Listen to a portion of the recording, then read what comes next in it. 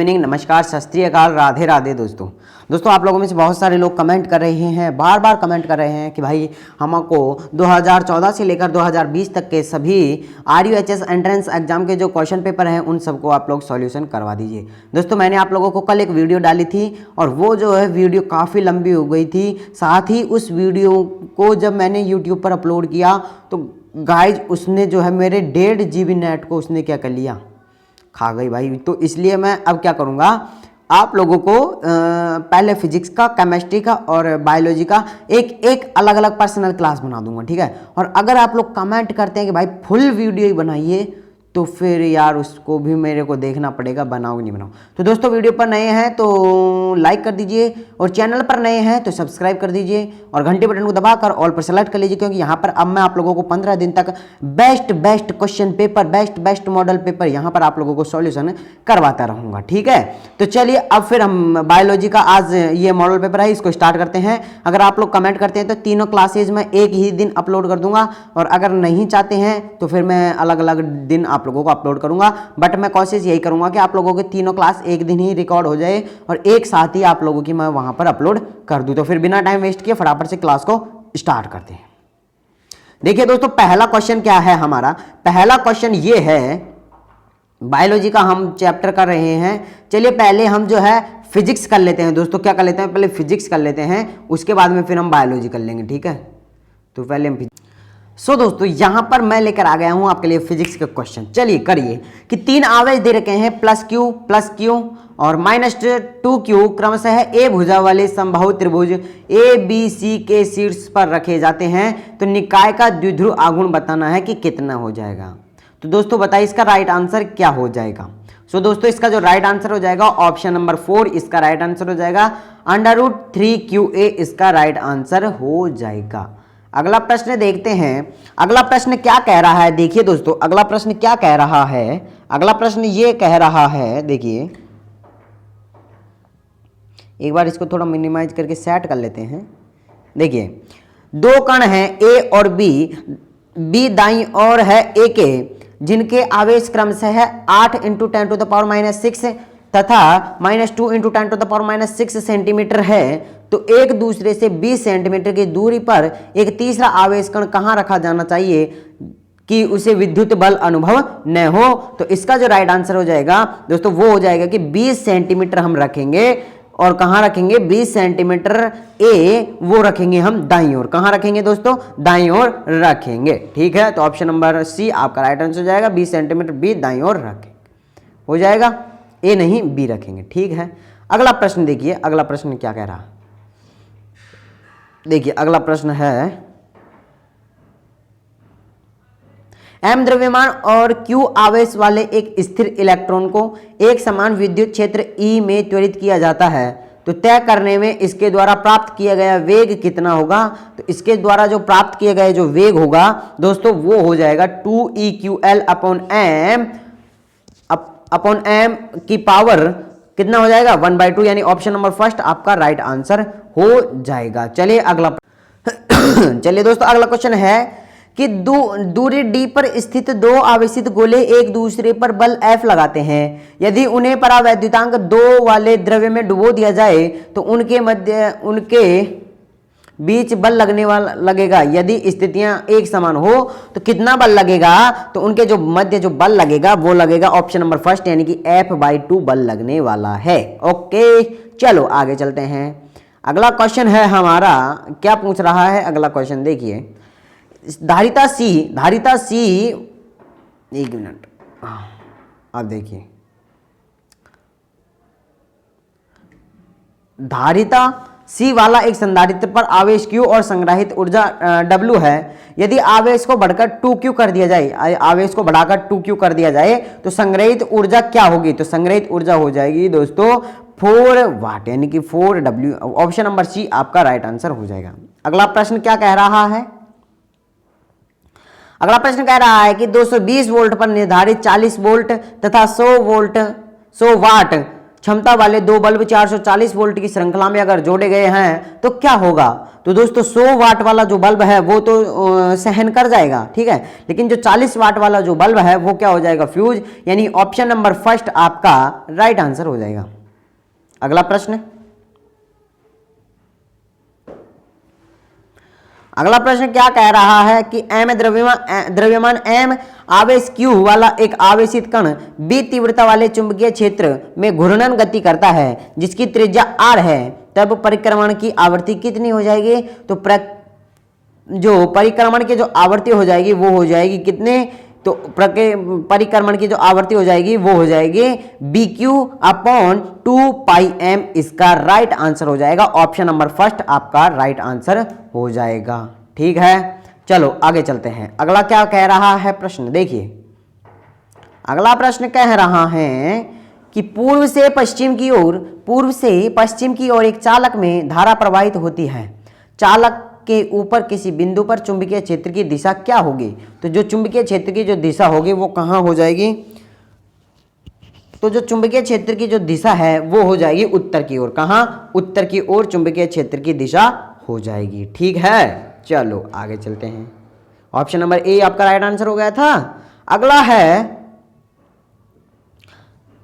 चुंबकीय प्रेरकत्व का विमेय सूत्र क्या होगा? चुंबकीय जो प्रेरकत्व होता है उसका विमेय सूत्र क्या होगा? तो उसका विमेय सूत्र होता है Mt-2। कितना होता है? Mt-2 और A-1, यानी ऑप्शन नंबर बी आपका राइट आंसर हो जाएगा। ठीक है, चलो आगे चलते हैं।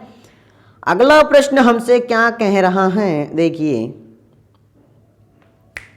चुंबकीय आघूर्ण M कि एक चुंबक अपनी धुरी के साथ चुंबकीय क्षेत्र की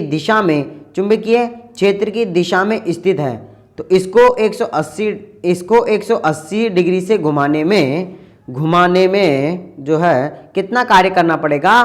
तो 2mb कार्य करना पड़ेगा, यानी कि ऑप्शन नंबर 4 आपका राइट आंसर हो जाएगा। दोस्तों अभी रात के 12 बज रहे हैं और मैं वीडियो शूट कर रहा हूँ, तो दोस्तों आपके लिए मैं इतनी मेहनत कर रहा हूँ, तो वीडियो को लाइक और चैनल को सब्सक्राइब कर लो यार।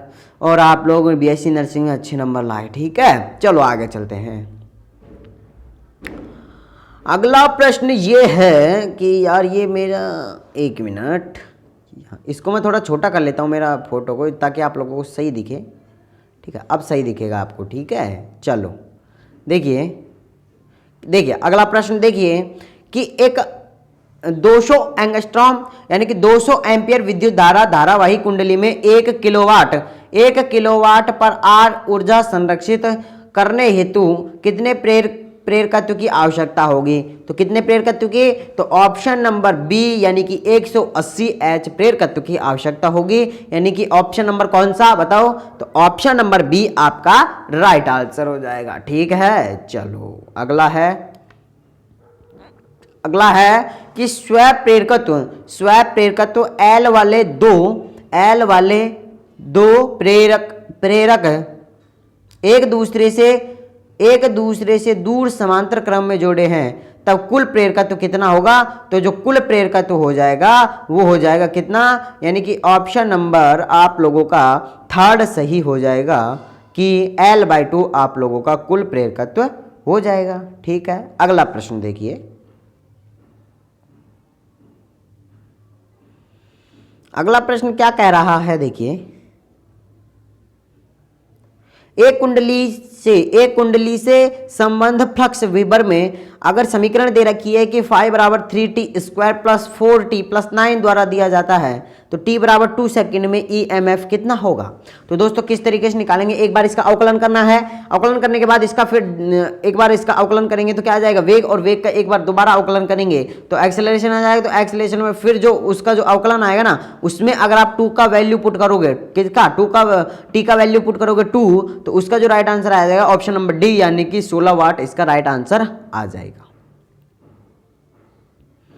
अगला क्वेश्चन चलो मैं पूछता हूं कि डीसी के लिए एक कुंडली का प्रतिरोध 5 ओम है, तो एसी के लिए उस कुंडली का प्रतिरोध क्या होगा? जरा बताइए तो दोस्तों वीडियो को लाइक कर दो यार, इतनी बार बोलता हूं, आप लोग लाइक नहीं करते हैं, आप लोग देख कर चले जाते हैं और लाइक नहीं करते। बस ये आप लोगों की सबसे बड़ी कमी है। कमेंट तो किया करो, कुछ गलत सलत कुछ यार, कुछ खराब लगी कि अच्छी लगी, कुछ तो रेस्पॉन्स दिया करो कमेंट में, कमेंट तो किया करो। और लाइव में आप लोग जुड़ते नहीं हो। सुबह में आप लोगों के 7:30 या 40 मिनट पर आपकी क्लास अपलोड करता हूं और आप लोग जुड़ते नहीं है, तो आप लोग ज़्यादा से ज़्यादा जुड़िएगा, ठीक है। तो चलो, तो बताओ इसका क्या हो जाएगा। अगर डीसी के लिए कुंडली का प्रतिरोध 5 ओम है तो एसी के लिए जायज सी बात है बढ़ेगा। क्यों? क्योंकि डीसी के लिए जो आती है क्या, डिस्ट धारा जो होती है वो होती है कम, जबकि एसी के लिए डायरेक्ट सप्लाई आती है, तो उसमें क्या हो जाएगा, बढ़ेगा। ठीक है, ऑप्शन नंबर आपका 3 सही हो जाएगा। अगला बताओ, वायु में एक उत्तल लेंस की फोकस दूरी 10 सेंटीमीटर है, तो जल में इसकी फोकस दूरी कितनी हो जाएगी। अगर वायु में उत्तल लेंस की फोकस दूरी कितनी है, 10 सेंटीमीटर है, तो जल में इसकी फोकस दूरी कितनी हो जाएगी। तो दोस्तों, मेरे प्यारे भाई और बहनों, इसमें जो है आप लोगों का जल में फोकस दूरी कितनी हो जाएगी, 40 सेंटीमीटर हो जाएगी। कितनी हो जाएगी, 40 सेंटीमीटर। आपका राइट आंसर हो जाएगा। जिनका भी ऑप्शन नंबर सी था उनको मेरी तरफ से बहुत बहुत थैंक यू, बहुत बहुत धन्यवाद, बहुत बहुत हमारे चैनल की तरफ से बधाई हो। और जिन्होंने हमारे चैनल को अभी सब्सक्राइब किया है उनको भी बहुत बहुत थैंक यू हमारे इस चैनल के माध्यम से। और ये चैनल आप लोगों की बदौलत काफ़ी आगे तक जाएगा, तो आप लोग सपोर्ट करते रहिए। आपका सपोर्ट हमारे लिए, आपका लाइक हमारे लिए बहुत ही ज़्यादा मोटिवेट करता है। तो आप लोग वीडियो को लाइक करें, चैनल पर नए हैं तो सब्सक्राइब भी करें। चलो, यहां पर दे रखा है कि 6000 एंगस्ट्रॉम निर्वात में प्रकाश की तरंग दैर्ध्य दे रखी है 6000 एंगस्ट्रॉम की। अपवर्तनांक दे रखा है इसका 1.5। तो कांच से गुजरने वाली तरंग दैर्ध्य कितनी होगी। तो कांच से जो गुजरने वाली जो तरंग दैर्ध्य है वो कितनी हो जाएगी। तो देखो यहां पर दे रखा है 6000 एंगस्ट्रॉम। ठीक है, तो 6000 एंगस्ट्रॉम कांच का अपवर्तनांक, तो 6000 बटे 1.5 करेंगे हम, तो कितना आ जाएगा, 4000 एंगस्ट्रॉम आ जाएगा। कितना आ जाएगा, 4000 एंगस्ट्रॉम। यानी ऑप्शन नंबर फर्स्ट जिनका भी था उनको बहुत बहुत बधाई हो, बहुत बहुत थैंक यू। आप लोगों की बहुत ही अच्छे से तैयारी है। और जिनका गलत था वो भी नाराज ना हो, क्योंकि उनकी भी काफ़ी अच्छी तैयारी है। लेकिन अगर 1-2 क्वेश्चन कोई गलत हो जाता है तो उसमें अपनी पूरी तैयारी को दोष ना दें। ठीक है, चलो अगला है, जब प्रकाश का परावर्तन होता है तो निम्न में से क्या परिवर्तित नहीं होता है। यानी कि जब प्रकाश का हम परावर्तन करते हैं तो इनमें से क्या एक परिवर्तन नहीं होता है। बताओ, तरंग दैर्ध्य, आयाम, वेग या आवर्ती। तो इनमें से बताना है कि कौन जो है एक परिवर्तित नहीं होता है। तो दोस्तों, जो आवर्ती होती है क्या, फ्रीक्वेंसी यानी कि आवर्ती जो होती है वो परिवर्तित नहीं होती है। यानी कि ऑप्शन नंबर डी आपका राइट आंसर हो जाएगा। ठीक है यहां तक। चलो आगे चलते हैं। अगला प्रश्न है दोस्तों, देखिए, यस, किसी पदार्थ का अपवर्तनांक म्यू और तरंग दैर्ध्य लैम्बडा के साथ कैसे परिवर्तित होगा। जहां ए और बी क्या है, नियतांक है। ए और बी क्या दे रखे हैं, कांस्टेंट। तो बताइए किस तरीके से यहां पर ये परिवर्तित होगा, बताओ। तो दोस्तों, ये जो परिवर्तित होगा ये होगा कैसे, देखिए, तो म्यू बराबर, देखिए म्यू बराबर, आप लोगों को मैं बता देता हूं कि म्यू बराबर A plus B upon lambda square. यानी कि ऑप्शन नंबर फर्स्ट आपका राइट आंसर हो जाएगा। ओके, चलो आगे चलते हैं। अगला प्रश्न है दोस्तों, देखिए, अगर चैनल पर नए हैं तो सब्सक्राइब कर लेना भाई।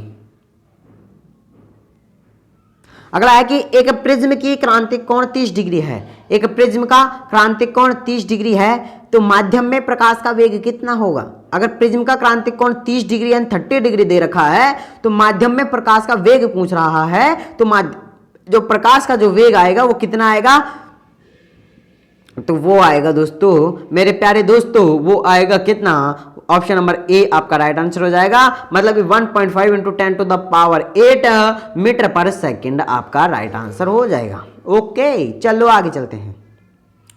आगे है अगला प्रश्न, हमसे ऐसे पूछ रहा है, ये देखिए, अगला प्रश्न पूछ रहा है कि जब प्रकाश तरंगों का व्यतिकरण होता है तो निम्न में से क्या संरक्षित रहता है। जब प्रकाश तरंगों का अगर व्यतिकरण होता है तो निम्न में से क्या संरक्षित रहेगा। तो निम्न में से जो संरक्षित रहेगा वो रहेगी ऊर्जा, यानी एनर्जी संरक्षित रहेगी। दोस्तों, अभी नींद आ रही है, बट आप लोगों के लिए क्लास भी रिकॉर्ड कर रहा हूँ, तो आप लोग जो है सपोर्ट बनाकर रखिए। क्या है कि मैं भी थोड़ा अच्छे से आप लोगों की क्लास रिकॉर्ड करूंगा। ठीक है, आप लोग अगर लाइक करते हैं, अगर आपके लाइक आते रहते हैं ना, तो फिर आप लोग क्लास आते रहिए, चाहे 1 बजे, चाहे 2 बजे, चाहे 5 बजे। ठीक है, ओके। चलो अगला प्रश्न है, अगला प्रश्न है कि इसका आंसर आप लोगों को दिख गया है।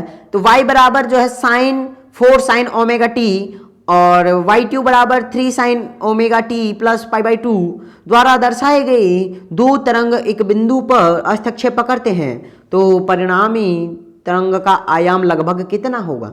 तो परिणामी जो तरंग है उसका आयाम लगभग हो जाएगा कितना? 6, यानी ऑप्शन नंबर सी आपका राइट आंसर हो जाएगा।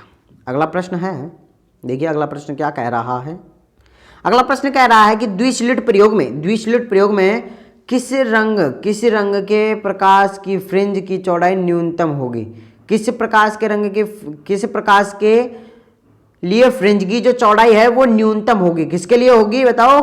तो वो हो जाएगी दोस्तों किसके लिए? बैंगनी कलर के लिए। ओके, बोलो एक बार लाइक कर दो यार, एक बार लाइक को ऐसे ठोक दो ऐसे, ठीक है। और नहीं ठोकोगे तो फिर मैं देख लेना क्या चलाऊंगा, अभी बताता हूँ क्या चलाता हूँ। देखिए अब देखना, अब आप लाइक देखिए, एक तो बेसिक ट्रिक है, एक तो लाइक और शेयर ठोक दीजिए, महाकाल का दबा के लाइक और शेयर ठोक दीजिए, 5000 लौटे दिख जाना चाहिए। ये 4000 के लिए मैं यहाँ पे नहीं खड़ा हूँ, पूरा साल मेहनत करता हूँ आपके लिए बेटा। ऐसा नहीं चलेगा, ऐसा नहीं चलेगा। लाइक ठोकी दबा के, लाइक ठोकिए। यहाँ पे देखिए ऐसा क्वेश्चन चुटकी बजाते सॉल्व करना सिखा देता हूँ। एक्स का वैल्यू क्या होगा देखिए, एक तो ठोक दो, लाइक से दबा के ठोक दो वैसा ना। चलो आगे चलते हैं, मजाक से हटके क्वेश्चन पर आते हैं। चलिए अगला प्रश्न है दोस्तों हमारा। अगला प्रश्न क्या कह रहा है, देखिए अगला प्रश्न ये ऐसे बोल रहा है, अरे भाई ऐसे बोल रहा है कि पीले प्रकाश का उपयोग 0.6 मिमी की स्लिट के साथ एकल स्लिट पर विवर्तन में किया जाता है। यदि पीले प्रकाश को एक्सरे प्रतिस्थापित किया जाए तो प्रेक्षित पैटर्न क्या होगा? बताइए प्रेक्षित जो पैटर्न है वो क्या होगा? तो कोई विवर्तन पैटर्न नहीं बनेगा। ऑप्शन नंबर डी आपका राइट आंसर हो जाएगा कि कोई विवर्तन पैटर्न नहीं बनेगा। चलो अगला है, एक धातु का कार्यफलन 1.6 इंटू 10⁻⁻19 जूल है। जब धातु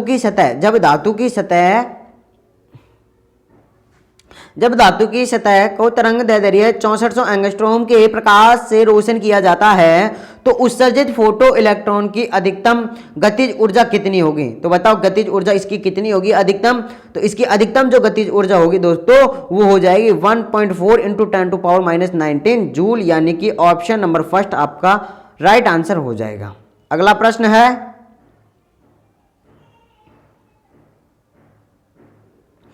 एक समान ऊर्जा के प्रोटॉन और अल्फा कण की डी ब्रोगली तरंग दैर्ध्य का अनुपात कितना हो जाएगा? तो डी ब्रोगली की तरंग दैर्ध्य का जो अनुपात हो जाएगा वो हो जाएगा ऑप्शन नंबर फर्स्ट, यानी कि 2:1 आपका राइट आंसर हो जाएगा। चलो भाई, हाइड्रोजन स्पेक्ट्रम की निम्न श्रेणी में कौन सा दृश्य क्षेत्र है? कौन सा एक दृश्य क्षेत्र है? तो जो इनमें जो दृश्य क्षेत्र होता है वो कौन सा होता है? बामर इसमें एक दृश्य क्षेत्र होता है। कौन होता है? बामर आपका दृश्य क्षेत्र होता है। ठीक है, अगला प्रश्न है, एक बीटा कण रेडियोधर्मिता नाभिक द्वारा किसी रूपांतरण के समय उत्सर्जित होता है। तो किस रूपांतरण के समय उत्सर्जित होता है? तो दोस्तों वो जो होता है वो होता है न्यूट्रॉन का प्रोटॉन में, यानी कि ऑप्शन नंबर फर्स्ट आपका राइट आंसर हो जाएगा। ठीक है, अगला प्रश्न है, अगला प्रश्न क्या कह रहा है, जब एक अर्धचालक को विद्युत चालकता के साथ सहसंयोजन बंध टूटने के कारण अर्धचालक कहा जाता है तो उसको हम क्या कहेंगे? नैज कहेंगे। दोस्तों क्या कहेंगे? नैज, यानी ऑप्शन नंबर सी आपका राइट आंसर हो जाएगा। अगला प्रश्न है, एक पीएन संधि की मोटाई का क्रम कितना होता है? तो पीएन जो संधि होती है उसकी मोटाई का क्रम कितना होता है? 10⁻⁻6 मीटर। ओके, अगला प्रश्न,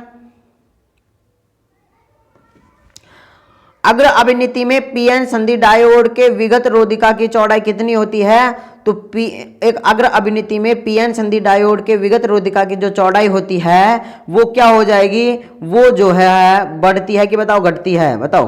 तो वो जो है घटती है। क्या होती है? घटती है। ठीक है। अगला है 98वां। ट्रांजिस्टर अच्छी शक्ति प्रवर्धन प्रदान करते हैं जब वे उपयोग में लाए जाते हैं। जब वे उपयोग में लाए जाते हैं तो उभयनिष्ठ संग्राहक विन्यास में, यानी कि ऑप्शन नंबर फर्स्ट आपका राइट आंसर हो जाएगा। अगला है एक जीनर डायोड का उपयोग किया जाता है। एक जीनर डायोड का उपयोग किया जाता है दिष्टकारी में, मॉड्यूलेशन में, या खोज में, या वोल्टता नियंत्रक में। तो ऑप्शन नंबर 4 यानी कि डी आपका राइट आंसर हो जाएगा। वोल्टता नियंत्रक में किया जाता है। अगला है कि पृथ्वी के वातावरण में सबसे अधिक मात्रा में तरंगों का प्रकार, तो वो कौन सी तरंगें होती हैं? वो होती हैं अवरक्त तरंगे, यानी ऑप्शन नंबर डी आपका राइट आंसर हो जाएगा। ठीक है दोस्तों। अब देखिए दोस्तों, अब आपका मैंने जो है यहाँ पर ये फिजिक्स का जो 2019 का जो पेपर था वो मैंने आप लोगों को क्या करवा दिया? सॉल्व करवा दिया। अरे करवा दिया ना। अब ऐसे ही मैं क्या करवाऊंगा? फिजिक्स का तो करवा दिया, केमिस्ट्री और बायोलॉजी का करवाऊंगा। अब केमिस्ट्री और बायोलॉजी का करवाने के लिए मुझे यार अब नींद आ रही है, तो मैं क्या करूंगा? सुबह उठकर आप लोगों के लिए केमिस्ट्री और फिजिक्स का क्या करवाऊंगा? मॉडल पेपर सॉल्व करवाऊंगा। तो अगर आप लोगों ने इस चैनल को सब्सक्राइब नहीं किया तो सब्सक्राइब कर लीजिए, साथ ही घंटी बटन को दबाकर ऑल पर सेलेक्ट कर लीजिए। मैं मिलता हूं आप लोगों से इसके नेक्स्ट वीडियो में। जब तक के लिए जय हिंद, जय भारत। चलो भाई।